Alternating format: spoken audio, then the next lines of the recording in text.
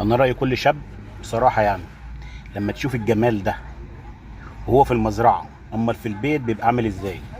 انا رايي يعني الواحد يغير رايه، يتجوز واحده فلاحه زي كده بالظبط، فلاحه على اصوله. شايفين الدلع والحنيه؟ حتى يعني لما تيجي تحسس على الحاجه بتحسس عليها بحنيه كده. احنا عندنا في مصر غريب قوي. الفلاحه غير كده خالص. الهدوم اللي هي بتحلب بيها الجاموسه هي اللي ممكن تنام بيها مثلا. صدقوا انتوا دي؟ بس الفلاحه اللي عندنا على اصولها برضو، يعني احنا فلاحين مصريين بس على اصوله. لكن انا عجباني الفلاحه دي. شوفوا لما الرقه والحنيه والهشتكه اللي هم فيها، يعني شوف هي في المزرعه شكلها كده، امال في البيت تعمل ايه؟ او تلبس لي ايه؟ او هتهشكني ازاي؟ او هتدلعني ازاي؟ يا جماعه في فرق. في فرق ولا مفيش فرق؟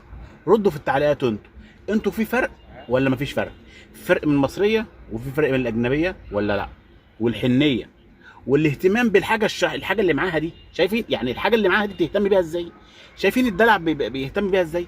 يعني لما تيجي حتى لما تيجي تحلب، فاهمين؟ تحلب اللبن كده، اللبن نازل يضحك، السمنه البلدي نازله تتدلع، القشطه بتتهشتك يا جماعه والله.